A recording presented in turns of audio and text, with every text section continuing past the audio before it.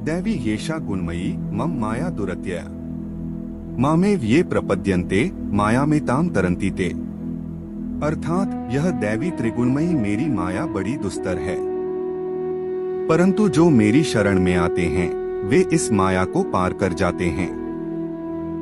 जय श्री हरि विष्णु दर्शकों, आज हम आपको बताएंगे कि मोह माया को त्याग कर भगवान की शरण में कैसे जाएं।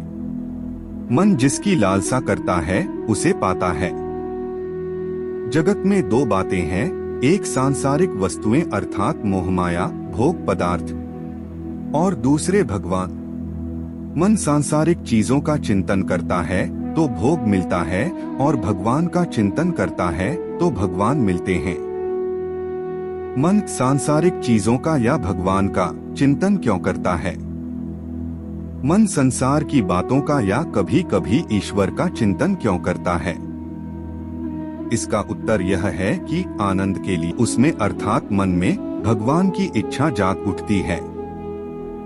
मन जिसके लिए उत्सुक होता है उसे पाता है। इस प्रकार मन भगवान के लिए उत्सुक होकर भगवान में लीन हो जाता है और आत्मा तो परमात्मा स्वरूप है। इसलिए कह सकते हैं कि मन आत्मा में लीन हो जाता है। इस मार्ग के साधक का जब मन व्याकुल होता है या उसे कोई इच्छा होती है तब उसके लिए वह अपने भगवान की शरण लेता है और परमात्मा तो कल्पतरु है। उनका आश्रय लेकर मनुष्य जो इच्छा करता है वह पाता है। इसलिए इस प्रकार भक्ति योग वाला अस्त व्यस्त होकर काम करता हुआ भी आखिर भगवान को प्राप्त करता है। योग अर्थात मन को ईश्वर से जोड़ना, चित्त को भगवान में जोड़ने का नाम योग है। यहाँ जो कुछ है सब परमात्मा से उत्पन्न हुआ है।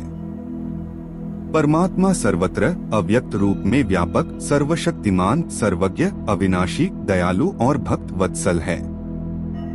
उनको भजकर मैं उन्हें प्राप्त करूंगा। वह मेरे सर्वस्व है, मुझे वे तारेंगे। इस भावना से मन को भगवान में जोड़ने का नाम योग है। मन का गड़बड़ घोटाला जगत के अनेकों संस्कार मन को भुलावे में डालते हैं। उनसे कभी मन में भोग की इच्छा जागृत होती है और फिर कभी भोग के प्रति इच्छा का अभाव होकर भगवान की इच्छा जाग उठती है। इस प्रकार मन का गड़बड़ घोटाला चला ही करता है। मन का यह भ्रम चिरकाल से है, इसलिए यह सहज ही दूर नहीं होता। मन एक बार सोचता है कि भोग की इच्छा नहीं करना चाहिए, मोह माया में नहीं फंसना चाहिए, भोग का चिंतन भी नहीं करना चाहिए, केवल भगवान की ही चाह करना चाहिए। इस प्रयत्न में उसकी अनेक परीक्षाएं होती है। उसके सामने अनेकों भोग आकर खड़े हो जाते हैं। उसी की इंद्रियां उनको भोगने के लिए उसे ललचाती है।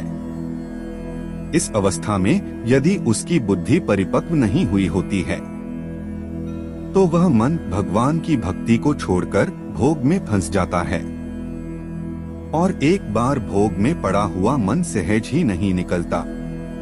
उसका नियमित पाठ करना चाहिए और उन पर विचार करना चाहिए। पाठ करने से मुख्य श्लोक कंठस्थ हो जाएंगे अर्थात याद हो जाएंगे और जब मन कभी शांत बैठा होगा, चित्त फुर्सत में होगा, तब मन में उन श्लोकों का अर्थ स्फुरित होगा। उसमें कहे हुए साधन के प्रति श्रद्धा होगी और उस साधन के लिए प्रयत्न करने में उत्साह होगा।